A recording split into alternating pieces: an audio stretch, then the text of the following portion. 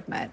We have called them Never Trump Republicans, people who recognize the existential threat posed by the disgraced ex-president, and those small few who understand the concept of publicly putting country over party. These Republicans out in the country have spent nearly a decade now out on the margins, supporting Biden in 2020, but otherwise biding their time. Well, now they seem to have found an unlikely new champion, a disciple of Barack Obama, a vice president to Joe Biden, a standard bearer for their one-time rival party. Former Georgia Lieutenant Governor Jeff Duncan, a lifelong Republican, has already endorsed Vice President Harris. And David French added his voice. He's a leading voice of conservatism. He submitted this opinion article to the New York Times. Quote, "The only real hope for restoring a conservatism that values integrity, demonstrates real compassion, and defends our foundational constitutional principles is not to try to make the best of Trump, a man who values only himself. If he wins again, it will validate his cruelty and his ideological transformation of the Republican Party. If Harris wins, the West will still stand against Vladimir Putin, and conservative Americans will have a chance to build something decent from the ruins of a party that was once a force for genuine good in American life."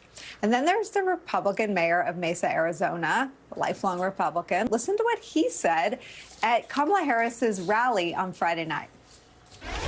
The Republican Party has been taken over by extremists that are committed to forcing people in the center of the political spectrum out of the party. So I have something to say to those of us who are in the political middle. You don't owe a damn thing to that political party. You don't owe a damn thing to that political party. The crowd went wild. You could practically reach out and feel the crackling energy infused by Vice President Harris and Governor Wallace just in the last 72 hours at these huge rallies in city after city.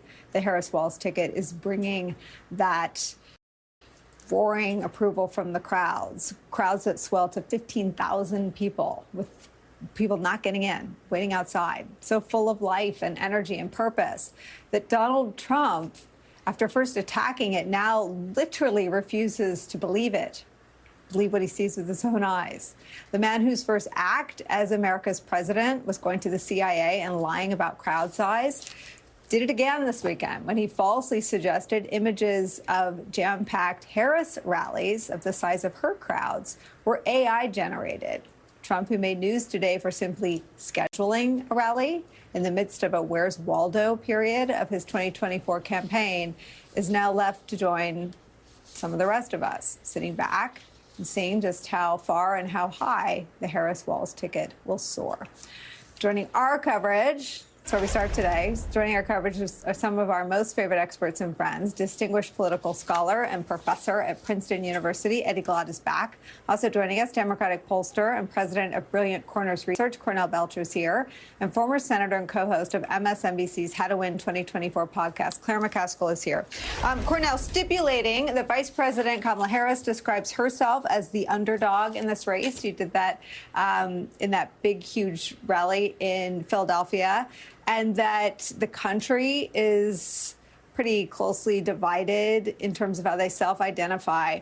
There is no denying what is before our eyes and what we can hear with our ears at these events, and that is that the Harris team has all the momentum. The Harris campaign has changed the structure of the race, and there will likely be, and I want to hear your opinion, but I imagine sort of a political dogfight for battles of momentum.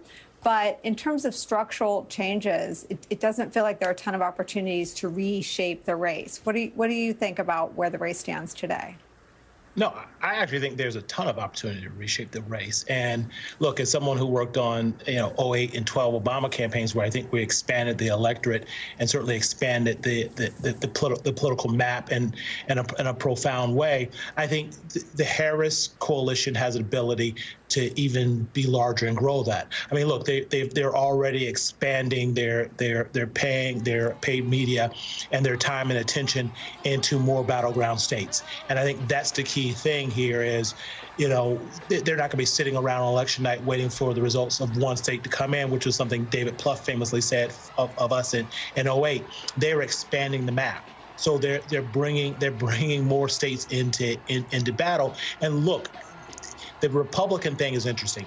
In 2020, Donald Trump garnered 94% of the Republican vote, and so you see that is there opportunity now to garner more of that Republican vote? I don't know, but I certainly think that Republicans, like you've talked about here, coming out prominently speaking against Donald Trump in a way that we've never seen Republicans come out and talk against their nominee, opens up a whole nother door, an opportunity here for Democrats to make even more inroads. And look, and if you look at the way Democrats are winning college-educated white voters, particularly college-educated white women. Look, in 2012, we were not winning college-educated white voters like this. So I think the playing field and the coalition opportunities now are actually larger than we saw in 2012. So I think that the Democratic coalition, or at least the Democratic coalition, little d, and those who believe in democracy, I think can grow, Nicolle, in a way we haven't seen before.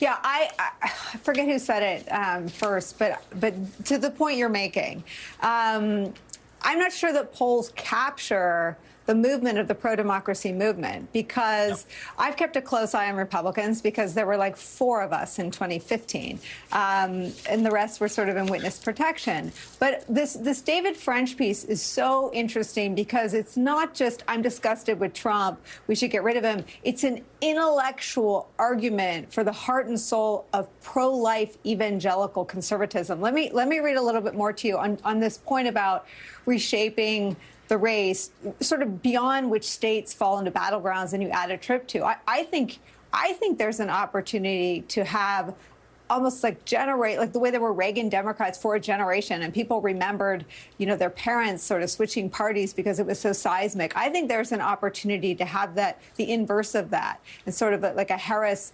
conservatives, for this reason that I'm going to read you, that David French sort of puts his finger on.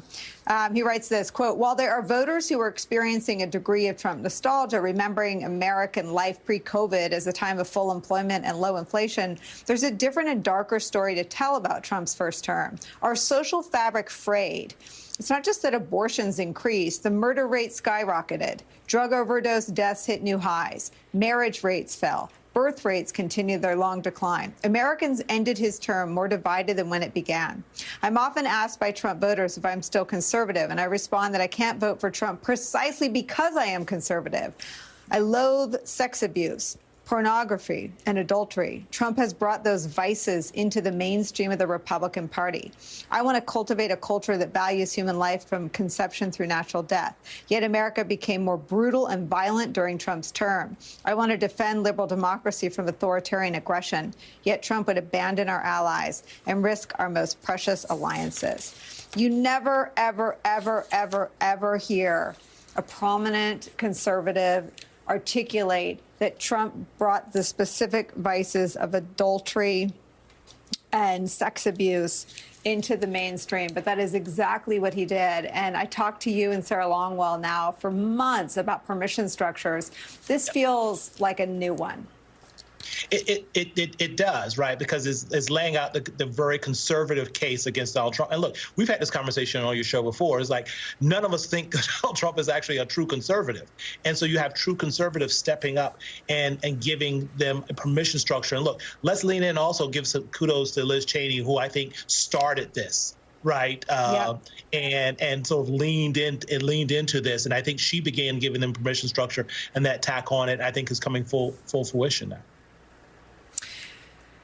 Eddie Glaude, I love the images that we can see and believe with our own eyes, and the sounds that we can hear, and the roar of the crowd. And if it were up to me, I would air every one of these rallies from before they begin, and you hear all the, sort of music and the DJs, till the end, when you see people leaving with tears in their eyes who say they've never gone to a rally before, because it's not about one candidate's political event. I understand the arguments against airing these. It's about knowing what you're witnessing. And what we're witnessing, and I say this having worked on the campaign that went up against President Obama, is a political phenomenon.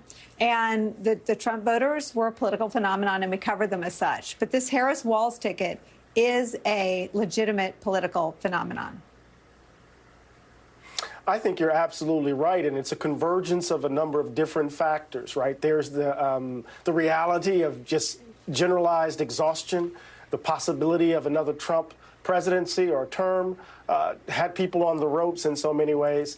And of course, the ascendance of Harris and Walz and as a running mate, right, infused a different kind of energy into the political process. But I think the idea that politics can be joyous is a new feeling. But more importantly, or in addition to that, Nicolle, that politics can actually give us some indication about our future. It's really important. We've been so backward-looking, so navel-gazing in our politics, so wrapped up in our grievances and hatreds, that the idea that we can actually engage in political debate about what the future will look like, is something that is exhilarating for a lot of folks. So this is, in fact, a phenomenon, and it's different in a lot of ways because it's a convergence of a number of different factors that have described the last 8 years or so. Yeah, I mean, Claire, what do you think is fueling this? I mean, I've read all of the interviews that Speaker Pelosi is doing, and I think even she, who was very publicly out there, sort of saying what she saw after the debate between President Joe Biden and Donald Trump, underestimated what Kamala Harris would do when and if Joe Biden endorsed her. I mean, this is just. It's a political phenomenon. It's the phenomenon of a woman being underestimated, a number two, and I think number twos are often underestimated, but a very loyal number two to Joe Biden. And her political acumen, I know it's something that you know because you know her and you're friends with her and you saw her operate very skillfully on the Senate Judiciary Committee. But there has to be a little bit of, I don't know, mea culpa, or people sort of pleasantly surprised with how much better she is than anyone expected. Yeah, I think it's a good reminder that sometimes what we see is so superficial. And this goes for a whole lot of people in elective office. The way people consume media now, the way people get information now, so much of it is, like as thick as a Tupperware container. It's not really who these people are. And what happened is Kamala Harris had a bad presidential campaign, which rolled into her becoming vice president. And there was tisk-tisks about that among the chattering class, which rolled into her having a little bit of a shaky start as vice president. And what was forgotten is the battles she had fought and won thus far in her life. The obstacles she had overcome, her skill, her raw intelligence, an incredible work ethic. So she is benefiting from being wildly underestimated by people that are Democrats, not by Republicans, not by MAGA people, but by the Democratic Party. I kept saying to people over and over again, they said, oh, but we can't have Kamala Harris. I kept saying, why not? Why can't we have Kamala Harris? Kamala Harris is terrific, and she's showing that. And she also showed it with who she picked for number two. Yeah. There was a lot of, she shouldn't have done that. She shouldn't have done that. And now people are seeing what she saw. Someone is so authentic, it takes your breath away. Someone who is so relatable and so